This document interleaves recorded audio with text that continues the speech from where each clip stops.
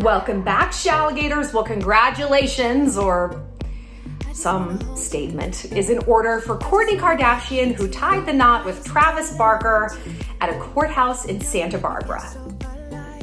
Yay! Listen, like, if you follow me on Instagram, you know what I was saying.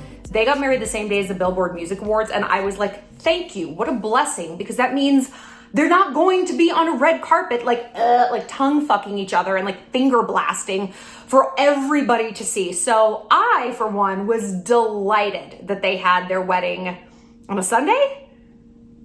Seems like kind of a cheap day to do it. But they got married at a courthouse.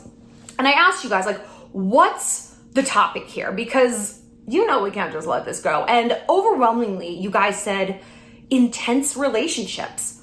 Are they doomed from the beginning? How can you make them last? Like, how can you keep that intensity alive in a relationship? And I mean, should you keep it alive? Is it even a healthy thing? Or is it the mark of actually something kind of really maybe very toxic? And we're gonna talk about intensity in all of its forms, the pillars of compatibility, and the chances of Kourtney and Travis actually going the distance. But before we get into it, I want to remind you guys, if you want to talk to me one-on-one, you have a question you want to ask, go ahead and go to my website, shallonlester.com, and click submit a question. And to all the Selena Gomez stans who are here to harass me or whatever, please know, gentle, loving reminder that every comment makes me money, every view makes me money. So thank you. This is fantastic. I'm so appreciative. And you guys, I know, you guys have been a little bit bummed that all of our Shalligator fan trips have sold out for the year. But we are working on putting a new one on the books for the top of next year. I'm going to be announcing it in a few days. It's really exciting because it's someplace I recently visited. Now, I travel a lot, so it's someplace I've been this year. Let's see, I've been to Mexico, I've been to Europe, I've been to the Caribbean, I've been to Florida, I've been to New York City, I've been to Montana. Speaking of, I know that this video is really dark. Do you know why? My friends like ask me to bring my ring light to parties all the time. It's like what I have to bring. Well, I have to bring a lot of things, but they're like, can you bring your ring light? And I'm like, and basically set up a photo booth, which then I spend the whole night like working. Every time I have done this, someone has broken my ring light. I need 3 things to do my job: a light, a camera, and a microphone. And I am just mad about this. So you know why this is so dark? Because I had to panic buy one at Target, and it's the Charlie and Dixie D'Amelio branded ring light. This is not an ad, I assure you. And it's like this big, it's like the size of my cervix. I'm like, what is this? So I'm a little annoyed. So give me a few days for Amazon Prime to bring me a better ring light. Amazon Prime out in the country is 5 days. There is no overnighting anything out here. Yeah. Okay, so let's talk Kourtney and Travis. Yay or whatever, I don't know. These two annoyed the living shit out of me. When they first got together, I was so excited. I'm like, ugh, good for her. She's just like doing it and like getting laid and like PDA all over the place. Like even in Italy, remember when Scott sent that DM to her ex Eunice? He was like, is this chick okay, bro? And he's like, she's fine. I was like, you know what? Yeah, screw you, Scott. You had literally a decade of chances. More, like probably 20 years. I mean, they've known each other forever. And I was so excited for her. And then this shtick just got so old. It got so old. It's hard for me to even watch the Kardashians now with them on it, because they're just like touching and rubbing and grabbing and they're wearing leather because that's so edgy. I'm sorry, hold on a second. To me, this entire relationship is typified by hypocrisy. They're fucking hypocrites. Shawn, what? Okay. They always talk about being vegan. Do you know this? Yes. I mean, we know Kourtney runs her mouth all the time about how health conscious she is. Kourtney. Maybe once upon a time that's true. Give me a motherfucking break. Did you guys see in the new season of the Kardashians where she's like, we're doing IVF and my body is just so clean and I'm just a high performance athlete. I'm paraphrasing here. That the fertility drugs turned into contraceptives. So I can't get pregnant because my body is just so high caliber. What are you even talking about? That doesn't make any sense. Like that medically makes no sense. That is not a thing. That is not a thing. Also, girl, are you really that? Come on. Kourtney, I understand that you've made your entire brand about hating red dye number 5 or whatever, and like keeping up with the gluten freeze is what you would call this show if you had the power to do so. Girl, Kourtney says, and there is a school of thought. I'm not going to take credit for this idea, but there is a big school of thought out there, maybe made up by you guys, I don't know, that she isn't doing IVF at all, that she just gained weight. And this is kind of the card she's playing, because no one's going to make fun of a woman like gaining weight through IVF or a pregnancy or anything like that. Is that true? I mean, look, to me, it makes perfect sense that you get into a healthy, like loving, like intense relationship and you eat a lot. I do. We all get boyfriend butt, right? I don't know. Some of you guys get really happy and you don't eat much. I'm like a celebratory eater. So I'm like, I think her just gaining weight like is fine. That's fine. I just hate it when celebrities gaslight us. I hate it. At least she's gaslighting people in a positive direction, not like, oh, I dropped 50 pounds through IVF. It's like, well, I did IVF and I didn't drop 50 pounds. What's wrong with me? At least like the lies she's selling maybe make other women feel okay about their bodies. So fine. I could give a shit, but I really don't appreciate liars. I don't appreciate, don't speak on it at all. If you don't want to tell the truth, Bella Hadid, Selena Gomez, don't speak on something at all. It's fine. You don't need to. It's your body. It's your life, whatever. Also, I'm sorry. Do they need to have a kid together? She was like, well, we want to build something together. We want to have something that we make together. Make it a birdhouse. Have you ever thought about making birdhouses? They're remarkably difficult. Try it. See if that fills the void. I just don't know. I don't understand when people, look, I don't understand kids, full stop. So that is a disclaimer. I get it. I don't understand when you each have multiple children who, quite frankly, Kourtney, Mason, I think he's spent his life absorbing all the drama with you and Scott. Maybe just deal with what you got. I think both of you guys have your hands full with the children you have. Do you really want to start over in the newborn phase with a relationship that is still relatively new? And yeah, you guys were friends before. That's not the same as a marriage. You're allowed to have a lot of friends. You don't need your bestie actually to fill all of your emotional needs, but that is usually something people require of a spouse. Is that capable? Is that happening? I don't know, but I don't know. Would people just stop? Birdhouses. I'm sorry that I'm taking so long to get to the meat of the video, but I just have to speak on these things because of who I am as a person. She's so health conscious, and they even had a vegan wedding shower, which we will get back to in a second, but yet all she wears is leather? Where do you think that comes from, girl? You're wearing a lot of leather, both you guys. And it's stuff like, fuck the man. Like, I'm so unique. I've got safety pins on my clothing. Fuck you, dad. Like, what? Their brand of edginess is just so it's so high school. And if you're in high school, I'm honestly not knocking you. You should be doing this in high school. You are exactly where you need to be. At 42, if you still think this is cool, right? You kind of maybe should have moved on from this. Both of their brands of edgy uniqueness is literally so ninth grade. Okay. Which brings me to being stuck in the past and the hypocrisy of that. Why did I bring up her wedding shower? Because the theme of their wedding shower, like the theme of their Halloween costumes, and apparently like the theme of their wedding, was based on this movie, True Romance. Let us read. True Romance is a 1993 romantic black comedy crime film written by Quentin motherfucking Tarantino. Have you ever gotten trapped talking to a man who is very into Quentin Tarantino? My condolences. I have.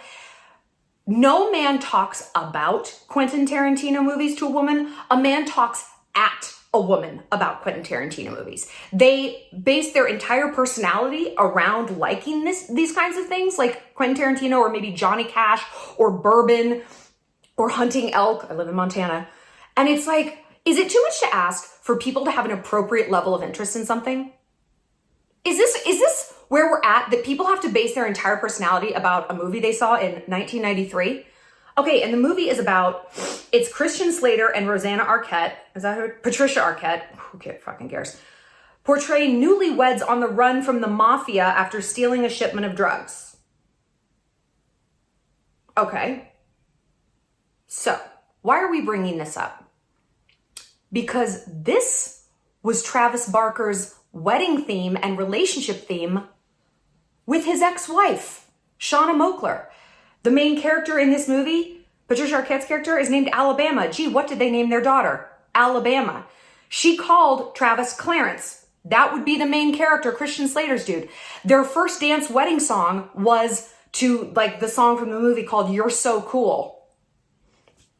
What was Kourtney Kardashian's hashtag for her wedding shower? You're so cool. This, and Shauna has brought this up before in an interview. She's like, this is really fucking weird. Like, this was our movie. It was our wedding song. We named our daughter this, And like, he's recreating all these things with Kourtney. Like I said, that was their Halloween costume theme. They did all these weird photo shoots dressed as the characters from these movies from 1993. Half of y'all weren't even born yet. It's so weird to me. It is so incredibly weird. And again, the hypocrisy that Kourtney and Travis act like they're so unique. Bro, you are literally not even in a unique relationship to this man, let alone something that's unique to the rest of us. Like, first of all, everything you're doing is very cliche. Oh, are you Frenching on the red carpet? Oh my God, wide open mouths. They have penises and vaginas. They go in each other. Okay, that's not unique. And it's just, it's like a copy paste of his previous relationship. And Kourtney, you don't see anything wrong with this? It's bizarre. It's bizarre. It's bizarre. He seems like one of those guys who is just casting a role. Either he's casting a role, and we've met dudes like this before who would like maybe really want to get married or something, and they kind of don't care who like the person is. They're like just seat filling. He seems to be seat filling with this fantasy, with this movie. What about, have you guys seen it? I haven't seen it. Like, grow up. What about this movie is like so incredibly compelling that he has to make it the theme of his marriages and his children? Can you imagine if you were that into Gossip Girl? I wrote for Gossip Girl. I was very into Gossip Girl, obviously. I'm not like, you're Chuck and I'm Blair and you're Nate and I'm Dan and you're Little J and I'm Dorota. We're all these people. Like, move the fuck on. Move on. It's so weird. I bring this up. I bring all of this up, partly out of spite, just to rant, who I am as a person, like I said, but also because it speaks to the falsehood of the intensity of this relationship. I think this relationship is not like, if I was a betting woman, I don't know that this is what I would bet on, you know? Because if you're dating a guy who is stuck in the past, whether he's replicating all of these weird elements of this movie because he's not over his ex-wife, or because he's stuck in whatever phase he was when he first saw this movie. Maybe he first saw this movie when Blink was getting big, but no, Blink got big like 1999, 2000, I remember. And this came out in 93. I don't get it. I don't fucking get it. But something about this man is stuck in the past. And so therefore, this house of intensity that they have built is on a very shaky foundation. It's a house of cards. It's a pillar of sand. But let's talk about pillars, because we're going to talk about the pillars of compatibility. But let's get there in a second. We're going to get there in a second. I want to talk about intensity. Like I said, when they first got together, I was so excited for Kourtney because I felt like she deserved this kind of positive intensity after so much bullshit with Scott, right? Just on and on and on. Now, I can see so many parallels. I think she's just addicted to drama in general. Let's break down Kourtney's character. And I mean like her internal character, but like, you know, the character she is on the show. What does Kourtney do? She bitches people out. She's a contrarian. I mean, Kim wanted to throw a Candyland themed birthday party for their 2 daughters. Kourtney fought her every motherfucking step of the way. Red dye number 5, gluten. Right? She wanted like a bone broth themed birthday party or something like quinoa. Just, I'm a performance athlete. Okay. She bitches out her sisters. She's rude. She's incendiary. She causes fights. She's not always wrong. Like, we've talked about her really as a pillar of confidence and boundary setting. And that's amazing. And I have gained a lot of like admiration for her in those categories. Other categories? She's a rabble rouser. She likes it when people are upset. She laughs when Kim is crying. She picks fight. I mean, she kind of thrives off that. Maybe because she's the eldest child in the family and she is a bit of a bully. I've said before that I think she's so obsessed with her kids because she gets to be a tyrant. You know, people who have a lot of control needs, and this is typical of people who have like true narcissistic personality disorder, which I don't think she does. Who knows? I don't know. But they are great parents for a while because they hold all the cards and the kids are like, oh, mommy, mommy, mommy. And then the kid separates and gets their own life. And it's like, well, fuck you, Penelope. You know, they can take a turn. Then the kid gets borderline personality disorder and attachment disorder. Blah, blah, blah. Kourtney has a thing with drama. If her dynamic with Scott didn't work, she wouldn't have stayed in it. She wouldn't have stayed in it. People don't stay in relationships that don't work. And I don't mean work as in they're healthy and they're productive. No. I mean work as in they're scratching some sort of psychological itch.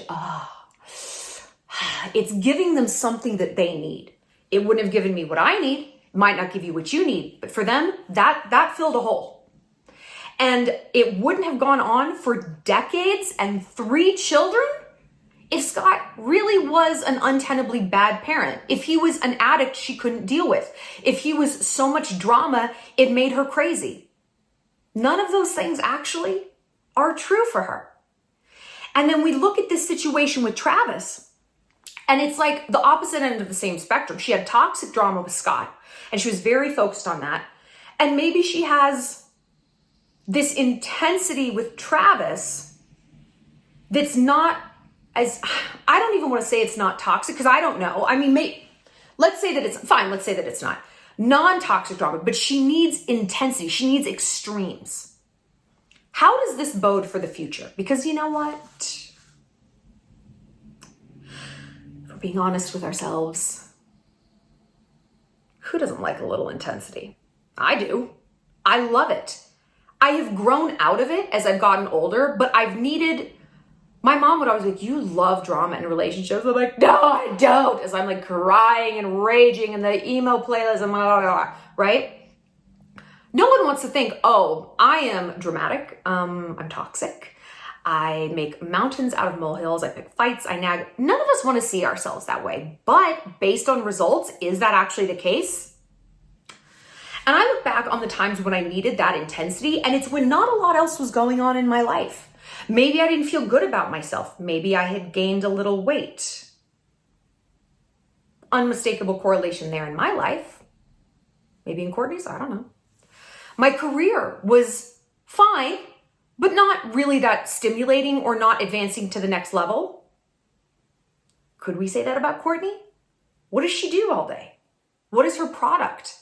I mean, you look at Kim, who has Skims and her law school thing and 4 children she's very hands-on with and a new relationship. I mean, Kim's life, I don't know how she does the schedule that she does. I don't. Like, her schedule is crazy to me and I have a ton of respect for her.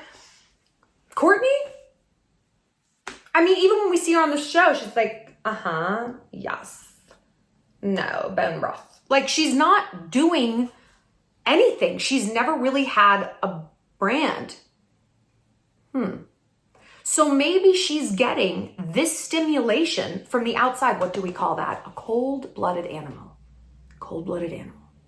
But like I said, most of us like some intensity. I mean, of course, isn't that what love is supposed to feel like? I remember, and I've talked about this before. when I took a writing class in college, and it was like day one, episode one, and the teacher was like, how do you feel? Tell me stories of when you've fallen down or you've tripped and you've fallen.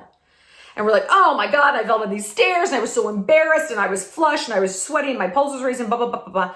And she's like, now tell me why you think they call it falling in love. And we were like, oh, whoa. It's true. Like, there's such a parallel. I mean, it's embarrassing and exciting and scary and hurtful. And like, it's all of these things. But we feel alive. And I'm not here to say that you shouldn't feel like that. And I'm not even here to say that you shouldn't crave intensity. Life gets banal. It gets routine.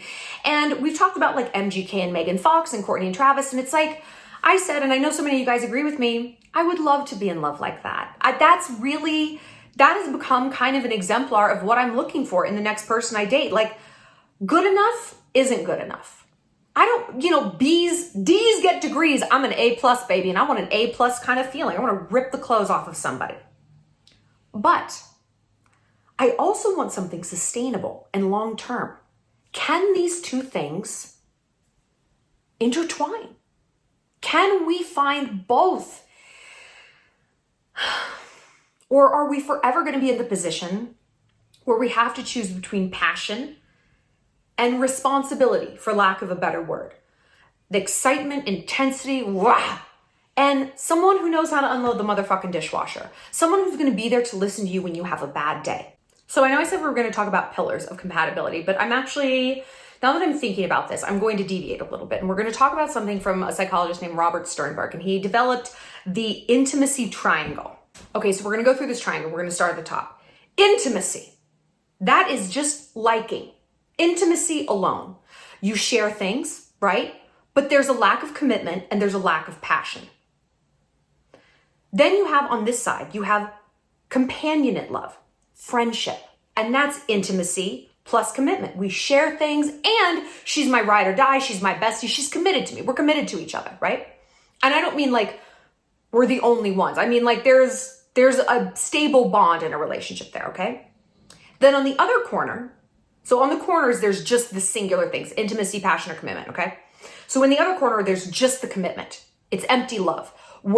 We've been together for 6 years. We're like roommates living in the same house, but we're committed, we're married, but there's no passion and there's no longer intimacy. We're not telling each other things. We're not confiding each other. He's not my best friend. He's this guy that I'm married to. On the bottom, this little part, we have, it's called fatuous love. I hate the word fatuous. Basically, infatuation. Infatuation is characterized by passion, I'm obsessed with you, and commitment. And that might sound like, oh my God, that sounds great. That's perfect. But it lacks intimacy. It lacks depth. So fatuous commitment, hate that word. It's like flatulent commitment fatuous commitment is passion and commitment, but no intimacy. It's like we don't know each other that well. It's like we're sexually obsessed with each other, but like, have we shared our deepest secrets? Do our goals align for the future? Like, can I trust him?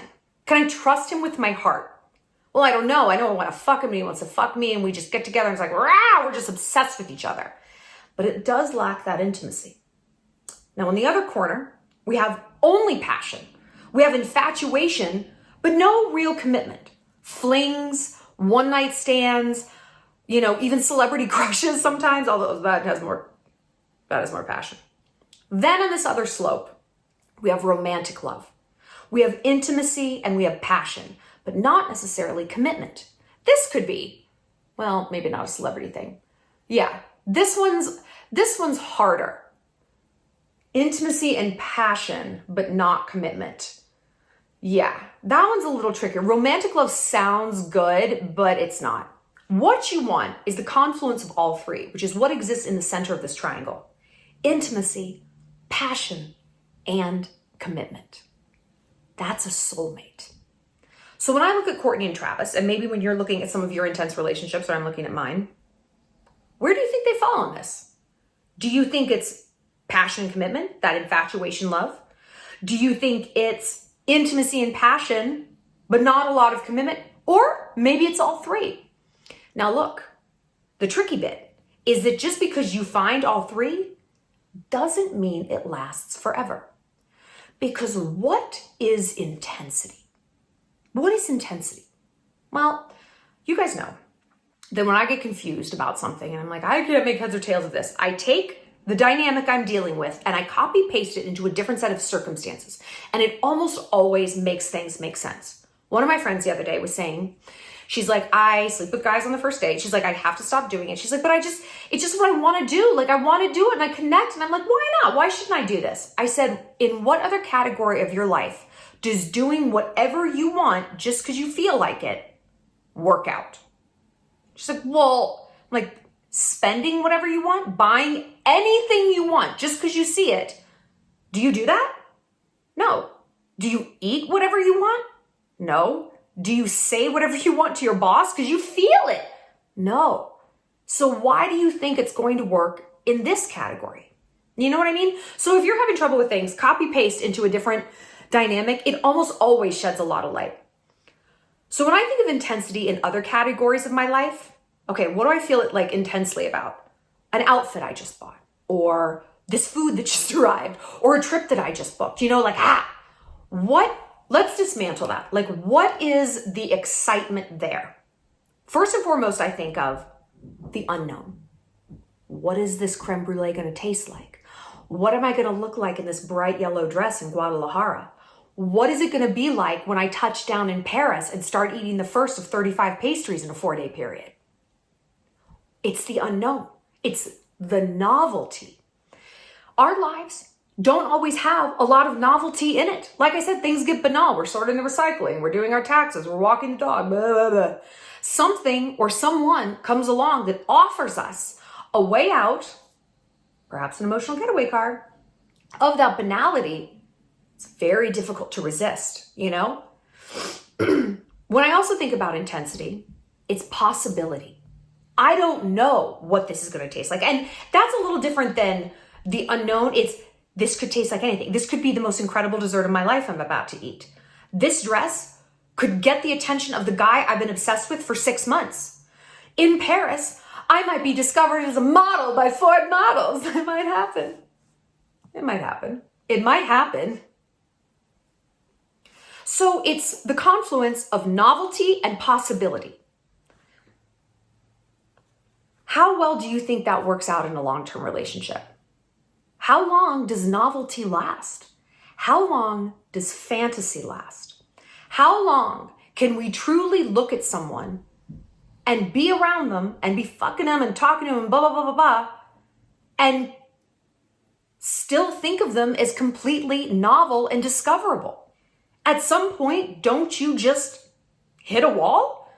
Haven't you heard the stories? You've explored all the orifices, perhaps on a red carpet in front of the paparazzi, Courtney. Haven't you maybe looked at the reality of, the possibilities are now knowns. The yellow dress didn't get me the attention of that guy. This was a good dessert, but it wasn't the best I've ever had, and I am still not signed to Ford Models. At some point, does intensity wane because reality does set in? Is this the natural lifespan of intensity? I'm gonna go ahead and say yes. That makes a lot of sense, right? Like, that makes sense. Things just aren't sustainable forever and ever and ever. Flames burn out. Even the electrical charge of something sexy wears off eventually. I mean, think about fantasies that you've had. You know, eventually that fantasy adapts, you abandon it altogether because the sexual charge just kind of wears off. Certainly this is true when you're dealing with another person. So how do we keep that kind of passion and intensity alive in a relationship? Okay, well, we already broke down what intensity means, what it's comprised of, its moving parts. How can you import those same feelings, novelty and possibility, into your relationship? Because eventually you're going to have to stop having sex. You're going to have to start talking to each other and unloading the dishwasher and sorting the recycling and walking cowboy. How are you going to keep that spark alive? Hobbies. Hobbies to me is the answer to almost everything. It's the answer to how you get back your authentic self and restart that passion and find your alignment if you're kind of in a rut or stuck. We've done a lot of videos on this. It's how you connect with other people and make friends easiest. And I believe it is the absolute key to forging a healthy, long-lasting, strong relationship. Now, hold on. Hold on. I live in Montana, okay? And I'm on Tinder and all that horse shit. The amount of dudes that put the words, 2 words that send me into an absolute spiral, 2 words, adventure buddy, into their profile. I've had to put it in my profile. I'm not swiping on you if you have adventure buddy in your profile. I am not your adventure buddy. I'm a woman. You have your hobbies. Allow me to have mine, okay? Guys seem to want to date their exact carbon copy. They want to date, literally, guys are like, I'll fall for you if you can work on cars and gut an elk. These are real things I've seen. Field dress an elk, which means cutting it open. And hunt and fish, preferably for walleye. It's not enough that I have to fish. It's not enough that I have to do your exact same motherfucking hobbies. I have to fish for this specific fish. Let me get this straight, you will not be taking on any of my hobbies. If I had a profile that said, must love mani-pedis and getting your lashes done with me and going to Sephora, but shopping for highlight, not contour, they're different. Other than that, no. I'm just looking for like a sister friend, like a girlfriend, sister friend. To be clear, I don't want a man who wants to do any one of those fucking things. I'm sorry, I just had to get all of this off my chest because it's just been very annoying. Is it like this in other cities? I was never really on Tinder in New York much, but I would have noticed if dudes were like, oh, when a girl's into fucking crypto and lacrosse, like guys in other places don't have this expectation of women. In Montana, they want to date their buddy Tyler, but just with a different sexual port. And it makes me crazy. Crazy! I say this because I am about to completely contradict myself, taking it back again to our theme of hypocrisy and hypocrites. Got it. It is important to have hobbies that overlap. And you know what? These dumpy ass redneck couples that I see, they go the distance because they do go fishing together. They do go hunting. They do look for antler sheds. It's when their antlers fall off and they shed them and then people find them and then they sell them. I don't know either. It's not going to make any more sense if I keep explaining it. I promise you. People who have commonalities and common hobbies, they stay together. Especially if these hobbies have the element of novelty. Hunting has a lot of novelty. It has a lot of the unknown, the possibility. What are we going to see today? What are we going to kill? What are we going to eat? Same with fishing, even though I could blow my brains out fishing because it is so boring. You can buy a fish. You can purchase one almost anywhere. Anyway, it is important to have that hobby. My mom, I remember a lot of her patients, she was in medicine for a long time, her elderly patients, she would always ask them, she's like, what's the secret to your long marriage?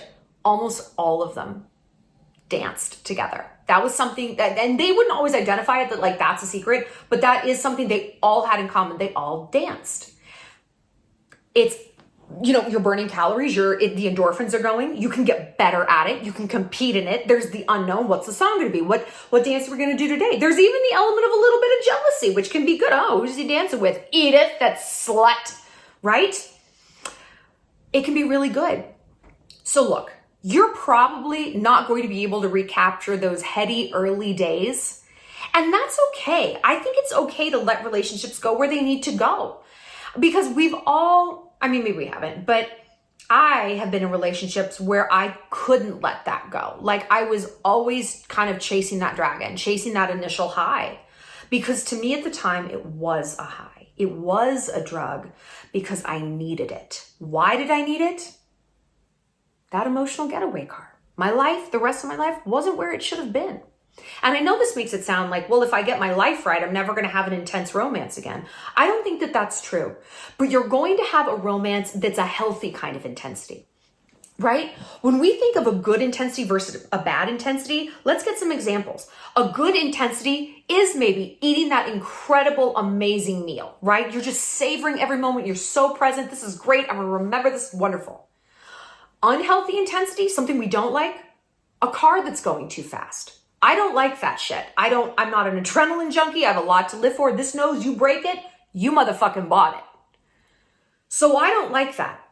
When we are not in a good space, we're willing to get into that emotional getaway car and let someone else do the driving. And it can feel, whoa, slow down. Whether that's, shit, I haven't done my laundry in 8 days. I need to spend more time with my family. I'm neglecting my friends. I'm neglecting my goals. That is that anxiety feeling of, we're going too fast. He wants to do more in bed than I want to. He wants me to skip church. We don't want that kind of intensity.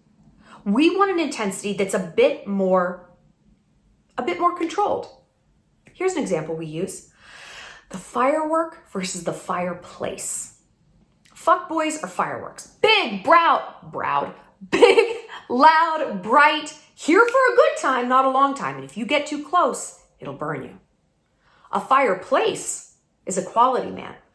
Takes a lot more effort to get a fireplace going. Takes longer to warm up, but once it does, it sustains you more. And it is very intense. Fire's intense, but in a way that's more sustainable. So this is what we want to go for. So I think the way to avoid that toxic intensity is look around your life and ask yourself, when I think of a toxic relationship, or not a toxic relationship, sorry, an intense relationship, like what is it that I'm after, you know? And I've asked myself that. It's like, why do I want an MGK Travis type relationship? Like what about that is enticing?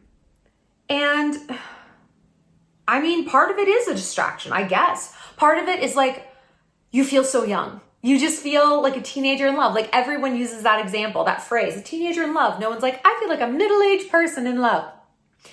You want to feel sort of reborn. You want to rediscover things. And I think here, me in Montana, now that I've kind of settled in, not that I'm bored, but I want someone to like show me now a different side of this state and of this living experience that I don't get to see. Like, show me your weird ass antler related hobbies and stuff. I'm not saying I'm going to do it all, but like reignite my passion for something, you know? Maybe that's part of it. Maybe it's something different for you. I don't know. You're going to have to sit and think on that. And if you are in an intense relationship, the way to keep that going now, while you have this intensity, pick a hobby and start. And it's great if you guys can both start from scratch versus someone who's like already a really good hockey player and you're trying to catch up. Because then there's always going to be that differential where what is now stimulating and novel to you is like old hat to them.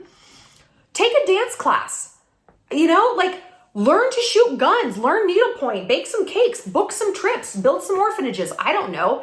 Pick something that is outside your comfort zone, though, because that is the nature of intensity. Intensity does not happen within our comfort zone. That's why we like it. It pulls us out of there, for better or for worse, good and bad. So try to pick something that is outside your comfort zone in a healthy way, not like at-home piercings. Don't do that. You're going to get tetanus. Something that is stimulating, a little bit scary, right? Just a little bit. And see how that charges up the relationship, if you can keep that. Because if you can do this while you're still in the intensity phase, you can maybe link these two concepts in your mind. Like they will be associative. Like you will associate going country swing dancing with going home and having that crazy motherfucking sex that you're having, not necessarily because of the swing dancing, but because you're still in the early days. But then every time you go country dancing, you're like, I know, we have this Pavlovian response. It's like, oh, it's anal tonight or whatever, you know, like you guys might have that, like that association, and that could be really helpful. Try that out. But Courtney and Travis, I don't know, man. I don't know. Are they going to make it? Maybe. I don't know. Maybe he's going to like lose interest in this weird fantasy of this movie he's constructed, but he hasn't apparently lost interest in it for the last like 25 years. So 30 years? 30 years. How long ago was 1993? I have no idea. I'm a pop star, not a doctor. All right, join me next time. We have a storytime video coming up for how to have fun sober, because it's something I touched on a little bit in my weight loss video, but a lot of you guys have been asking like, how do you navigate not drinking and still going out, traveling, weddings? I'm gonna break it all down because it's something I've thought a lot about and dealt a lot with. I'll see you later, alligators.